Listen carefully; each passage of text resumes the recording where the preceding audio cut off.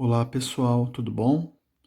Então hoje nós veremos aí a nossa última operação matemática relacionada aos números inteiros, certo?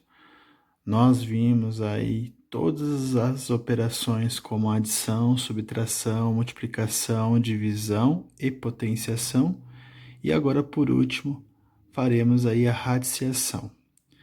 Bom, a radiciação ela é um sistema, ela é uma operação que nós já trabalhamos lá no sexto ano. Então a gente não vai ter muita dificuldade aqui para entender, porque a gente já viu ela em ano anterior, e para quem não estudou direito também não tem problema, porque é a hora de aprender, né?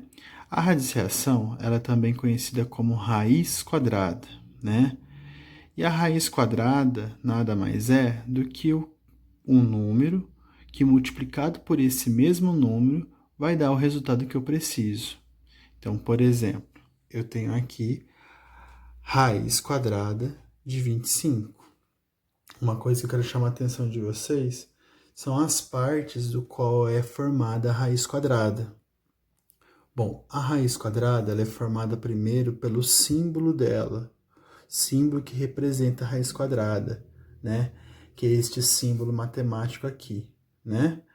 Este símbolo é chamado de radical, e o número que fica dentro desse radical é chamado de radicando.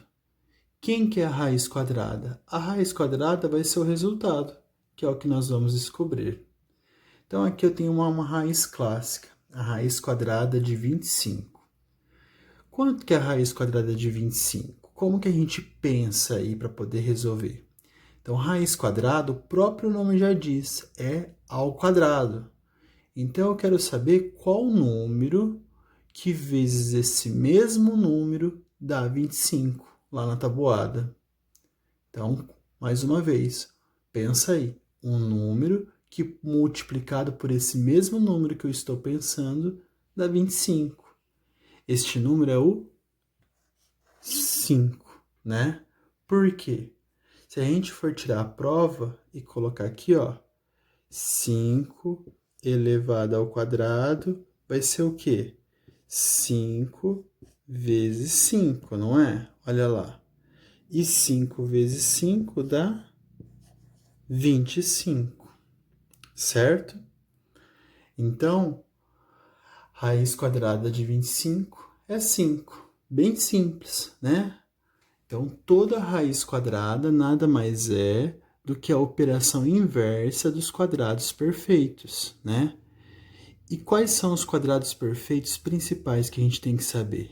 A gente tem a obrigação, pessoal, de saber os quadrados perfeitos pelo menos de 1 a 100, né? De 1 a 10. Desculpa, melhor falando, de quadrados perfeitos de 1 a 10. Então, quadrado perfeito de 1 até chegar no quadrado perfeito de 10. Quem são eles? Então, 1 ao quadrado, quadrado perfeito de 1 ou 1 ao quadrado, 1. 2 ao quadrado, 4. 3 ao quadrado, 9. 4 ao quadrado, 16. Lembrando que são esses valores porque 1 ao quadrado é 1 vezes 1. 2 ao quadrado é 2 vezes 2. 3 ao quadrado é 3 vezes 3. 4 ao quadrado é 4 vezes 4. Vamos dar continuidade. De 5 ao quadrado, 25. De 6 ao quadrado, 36. 7 ao quadrado, 49. 8 ao quadrado, 64. 9 ao quadrado, 81. E 10 ao quadrado, 100. Esses quadrados perfeitos, pessoal, a gente tem a obrigação de saber, né? Porque são quadrados perfeitos que a gente está lidando aí diariamente e que a gente trabalha sempre, né? Então, se eu quero achar a raiz quadrada de um desses números, basta eu lembrar, então, qual o número que multiplicado por esse mesmo número dá um desses resultados aqui acima. Então, por exemplo, raiz quadrada de 49. Quanto seria com a raiz quadrada de 49? Seria 7, né? Por que 7? Porque 7 ao quadrado, ou 7 vezes 7, né? ou 7 vezes 7 dá 49. Então, raiz quadrada de 49 é 7. Beleza? Bem simples. Agora, o que vai acontecer, pessoal, se a raiz quadrada tiver um número maior que 100? Como, por exemplo, aqui, ó, 144. A gente vai ter que ir testando, né? Então, eu vou dar uma dica para vocês. Por exemplo, se a raiz quadrada aqui é 144, vamos pensar aqui comigo uma coisinha. O número está terminando em 4, né? Se ele está terminando em 4, provavelmente a raiz quadrada deste número vai terminar em 2, porque a gente sabe que a raiz quadrada de 4 é 2.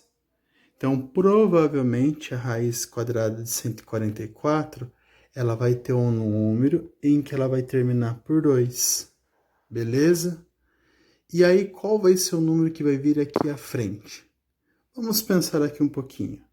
Se a raiz quadrada de 100 é 10, e o número que a gente está trabalhando aqui é 144, significa, pessoal, que o 144 é um valor um pouquinho acima do 100, não é? 44 a mais.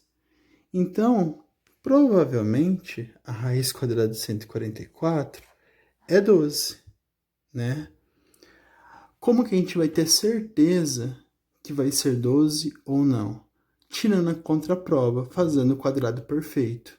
Então, se a gente colocou 12 e a gente quer descobrir se o radicando é verdadeiro, a gente vai pegar o 12 e vai justificar. Pois 12 ao quadrado é a mesma coisa que 12 vezes 12. E quanto que dá 12 vezes 12? 144. Beleza? Então, é verdadeiro. Raiz quadrada de 144 é 12. Então, vamos lá para os exemplos, pessoal. Então, primeiro exemplo, raiz quadrada de 16. Então, como que a gente tem que pensar? Temos que pensar da seguinte forma: qual número multiplicado por este mesmo número dá os 16, lá na tabuada? Que número que é este? É o número 4, certo? Caneta falhando, vou usar preto. É o número 4, né? Por quê? 4 elevado ao quadrado, 4 ao quadrado, que é 4 vezes 4, dá os 16, certo? Quero chamar a atenção de vocês para essas duas situações aqui. Toda vez que nós tivermos o radicando, né, que é o número que está dentro do radical, que é o símbolo da raiz, toda vez que nós tivermos o radicando elevado ao quadrado, né, então aqui nós temos 3 positivo elevado ao quadrado e 3 negativo elevado ao quadrado. Presta atenção que isso aqui é um caso especial. O nome da matéria é radiciação, só que a radiciação que nós estamos estudando não é a raiz quadrada. E a prova da raiz quadrada não são os quadrados perfeitos?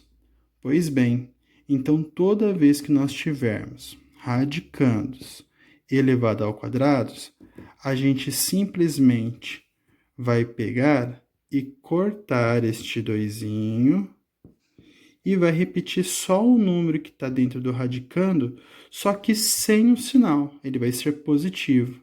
Então, a gente coloca o número 3 aqui e coloca o número 3 aqui também, certo? Então, raiz quadrada de 3 positivo elevado ao quadrado é 3.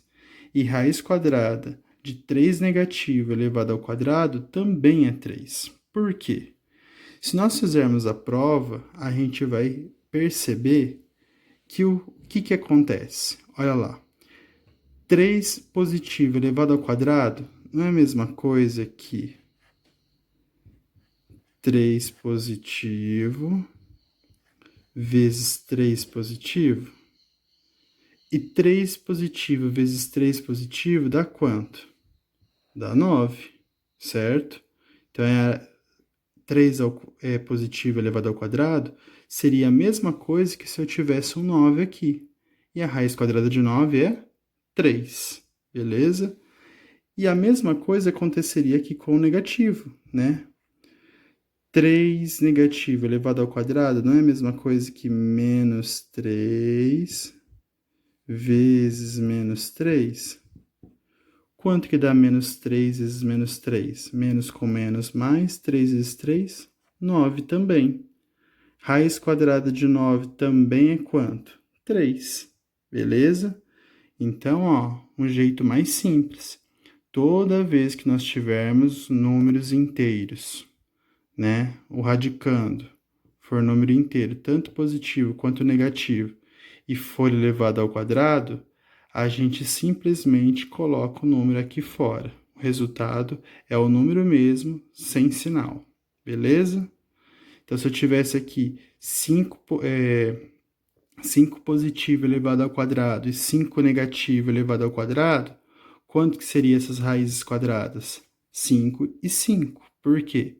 5 positivo vezes 5 positivo dá 25 e a raiz quadrada de 25 seria 5. Se fosse menos 5 aqui elevado ao quadrado, seria menos 5 vezes menos 5, que também dá 25, e raiz quadrada de 25, 5. Beleza? Então, vamos nos atentar a este tipo de exemplo. Agora, olha este outro exemplo. Nós temos uma raiz quadrada de 25, só que agora a gente tem um sinalzinho de menos fora do radical, né? Fora do sinal aí da raiz quadrada.